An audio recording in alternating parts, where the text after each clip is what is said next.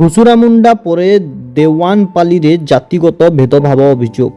ପାଚିକାଙ୍କ ହାତରୁ ରନ୍ଧା ଖାଦ୍ୟ, ଅଣ୍ଡା, ଛତୁଆ ବର୍ଜନ। ଅଙ୍ଗନବାଡ଼ି କେନ୍ଦ୍ରରେ ପଡ଼ିଲା ତାଲା। ଗୁରୁବାର ଦିବା 10 ଘଣ୍ଟା ସମୟରେ ପ୍ରତିକ୍ରିୟା ରଖିଛନ୍ତି ପାଚିକା ଓ ତାଙ୍କ ବାପା।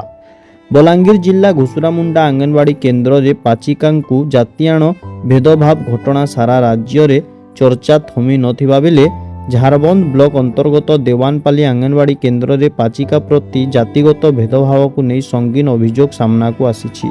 ଅଭିଯୋଗ ଅନୁଯାୟୀ ପାଚିକା ନିଯୁକ୍ତି ପାଇଁ ବିଜ୍ଞପ୍ତି ପ୍ରକାଶ ପରେ ଗ୍ରାମର ପଦ୍ମିନୀ ଜଗତ ନାମକ ପ୍ରାର୍ଥୀ ଆବେଦନ କରି ପାଚିକା ଭାବେ ନିଯୁକ୍ତି ପାଇଥିଲେ। ସେ ଗତ 2 ମାସ ଧରି କାର୍ଯ୍ୟ କରୁଛନ୍ତି। ପଦ୍ମିନୀ ଜଗତଙ୍କ ଅଭିଯୋଗ ଅନୁଯାୟୀ ତାଙ୍କ ଜାତିକୁ ଆଧାର କରି କେତେକ ବ୍ୟକ୍ତି ତାଙ୍କ ରନ୍ଧା ଖାଦ୍ୟ, ଅଣ୍ଡା ଓ ଛତୁଆ ଗ୍ରହଣ ନ କରିବାକୁ ପ୍ରଚାର କରୁଛନ୍ତି। ଏହାସହ ଅଭିଭାବକମାନଙ୍କୁ ନିଜ ଶିଶୁଙ୍କୁ ଅଙ୍ଗନବାଡ଼ି କେନ୍ଦ୍ରକୁ ନ ପଠାଇବାକୁ ପ୍ରବର୍ତ୍ତାଉଥିବା ଏବଂ ତାଙ୍କ ଉପରେ ପାଚିକା ପଦରୁ ଇସ୍ତଫା ଦେବା ପାଇଁ ଚାପ ପ୍ରୟୋଗ କରାଯାଉଥିବା ବେଳେ ତାଙ୍କ ବାପା ଅବଧୂତ ଜଗତଙ୍କୁ ମଧ୍ୟ ବୈଠକ କରି ଇସ୍ତଫା ଦେବା ପାଇଁ ଚାପ ପ୍ରୟୋଗ କରୁଥିବା ବାପା ଝିଅ ଅଭିଯୋଗ କରିଛନ୍ତି।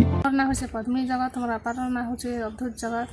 ମୁଇଁ ବରଗଡ଼ ଡିଷ୍ଟ୍ରିକ୍ଟ ଝାରବନ୍ଦ ବ୍ଲକ ଭୈସାଦରା ଗ୍ରାମ ପଞ୍ଚାୟତର ଦେୱାନପାଲି ଗ୍ରାମର ବାସିନ୍ଦା ହେ। ଆଉ ମୁଇଁ ଅଙ୍ଗନବାଡ଼ି ସହାୟିକାରେ ମୁଇଁ ଫର୍ମ ପକାଇଥିଲି। ଆଉ ପକାଇବାର ପରେ ସିଲେକ୍ସନ୍ରେ ମୋର ନାଁ ଆସିଥିଲା। ଆଉ ମୁଇଁ ଜଏନିଂ ବି କରିଥିଲି। ଜଏନିଂ କଲାପରେ ମୋର ବାପାକେ ଡାକିକରି ଗାଁବାସୀ କହିଲେ ଯେ ତୋର ଝିଅକେ ରିଜାଇନ୍ କରାବାର୍କେ କହ। ଆଉ ଆମେ ଗଣା ହାତଟା ରନ୍ଧା ଆମେ କେନ୍ତା କରି ଖାଇମୁ, ଆମର ଛୁଆ ପିଲା କେନ୍ତା କରି ପଠାମୁ ବୋଲିକରି କହିଲେ। ତାପରେ ସ୍କୁଲ ଖୋଲିଲା ପରେ ବି ମୁଇଁ ଯାଉଥିଲି। ଆଉ ଗଲା ପରେ ବି କେତେ ଦିନ ଛୁଆମାନେ ଆସୁଥିଲେ। ଆଉ ତାପରେ 2-4 ଦିନ ଛୁଆ ଆସିଲା ପରେ ଫେର୍ ଗାଁବାସୀ ମୋର ବାପାକେ ଡାକିକରି ମିଟିଂ କରିକରି କହିଲେ ଯେ ଆମେ କହିଲା ପରେ ବି ତୁଇ ରିଜାଇନ୍ କାଁ ହେଲା ଯେ ନି ଦେବାର୍, ଆଉ ତୁଇ ରିଜାଇନ୍ ଦେବାର୍କେ କହ ବୋଲିକରି କହିଲେ। ତାପରେ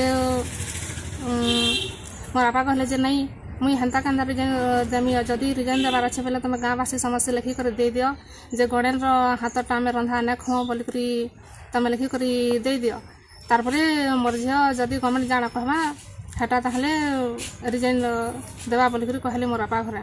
ତାପରେ ଆଜି ଆସିକରି ଆମେ ଗଣେର ହାତରେ ନାଇଁ ଖାଉ ବୋଲିକରି କହିଲେ। ଆଉ ଗାଁ ବାଲେ ଆସିକରି ତାଲା ଦେଇଦେଇଛନ୍ ଅଙ୍ଗନବାଡ଼ି ସେଣ୍ଟରକେ। ମୁଇଁ ଦେୱାନପାଲି ନିବାସୀ। ଆମର୍ ଅଙ୍ଗନବାଡ଼ି ଅପାଚ ଲାଗି ଯେନ୍ଟାକି ହେଲ୍ପର ବୋଲିକିରି କହେସୁଁ ସେତାର୍ ଲାଗି ସବୁନ ନୋଟିସ୍ ଛପା ହେଇଥିଲା ଗାଁର ଇ ମୂର୍ଷା ସେ ମୂର୍ଷା ପର୍ଯ୍ୟନ୍ତ। ସେ ସମୟରେ ଆମର୍ ଇ ସାମ୍ନାରେ ବି ନୋଟିସ୍ ଦିଆ ହେଇଥିଲା। ସେ ନୋଟିସ୍କେ ଦେଖିକରି ମୋର୍ ଝିଅର ନାଁ ହେଉଛି ପଦ୍ମିନୀ ଜଗତ। ସେ ବି ସେଥିରେ ଅନଲାଇନ୍ କରଲା। ଅନଲାଇନ୍ କରିବା ମାଧ୍ୟମରୁ 3 ଜଣ ଛୁଆ ଅନଲାଇନ୍ କରିଥିଲେ। 3 ଜଣ ଛୁଆ ଅନଲାଇନ୍ ଭିତରୁ ମୋର୍ ଝିଅଟାକେ ସିଲେକ୍ସନ୍ କରିକରି ଗଭର୍ଣ୍ଣମେଣ୍ଟ ଅଫିସରେ ତାକେ ଗଭର୍ଣ୍ଣମେଣ୍ଟ ଚାକିରି ଦେଇଛନ୍। ଆଉ ଚାକିରି ଦେବାରୁ ମୋର୍ ଛୁଆ ସ୍କୁଲକେ ରାନ୍ଧି ଯାଉଥିଲା। ଆଜିକେ 2 ମାସ ଉପରେ ହେଲା ତାଙ୍କର ଜଏନିଂ କରବାରଟା। ଆଉ କାଲିନୁ ଗାଁରେ ମିଟିଂ ବସିକରି ଇତାର ପୂର୍ବରୁ ଥରେ ଆଉ ମିଟିଂ ବସିଥିଲେ, ମୋତେ ଡାକିଥିଲେ। ଆଉ କହିଲେ ଯେ ତୁମେ ଗଣା ଘାସ ଲୋକରେ ହାତରେ ଆମେ ଥୋଡ଼େ ଖାଏମୁ କାଏଁ, ତୋର ଛୁଆକେ କହ ଯେ ଉଡ୍ରାଲ୍ କରିଦେବା। ଆଉ ସେ ଜାଗାରେ ଇ ଛୁଆକେ ଆମେ ରିକମେଣ୍ଡ କରୁଁ ବୋଲିକରି ଅଙ୍ଗନବାଡ଼ିରେ ପାଇଛେ। ଆଉ ମୋର୍ ଛୁଆ ଯେନ୍ ଦିନ ଅଙ୍ଗନବାଡ଼ିନୁ ପାଇଛେ ସେଦିନରୁ ଗାଁରେ ମିଟିଂ ବସିକରି ଇ ଗଣା ଘାସ ହାତେ ଆମେ ନାଇଁ ଖାଉଁ ବୋଲିକରି ଆଜି ସକାଳେ ମୋତେ ଗାଁରେ ମିଟିଂ ଡାକିକରି କହିଲେ ଯେ ତୋର ଛୁଆ ରିଜାଇନ୍ କରିଦେଉ, ଆଉ ତୋର ଛୁଆର ରନ୍ଧାରେ ଆମେ ନାଇଁ ଖାଉଁ, କେନ୍ତା କରି ଖାଇମୁ ବୋଲିକରି ଗାଁର ଶ୍ୟାମ ସୁଜନ କେତେଜଣ ବହୁତେ କରିକରି କହିଲେ। ଆହୁରି 3 ଜଣ ପ୍ରତ୍ୟେକ ଘରେ ଯାଇକରି ବସିକରି ପ୍ରତ୍ୟେକ ଘରରେ ଯେତ୍କି ଆମର୍ 5 ନମ୍ବର ୱାର୍ଡ଼ରେ ଯେତ୍କି ଲୋକ ଅଛନ୍ ସବୁ ଘରକେ ଡାକିକରି ନେଇକରି ଆଜ୍ଞା ଆଜି ସ୍କୁଲରେ ଅଙ୍ଗନବାଡ଼ି ସେଣ୍ଟରକେ ତାଲା ବନ୍ଦ କରି ଦେଇଛନ୍ ଆଜ୍ଞା।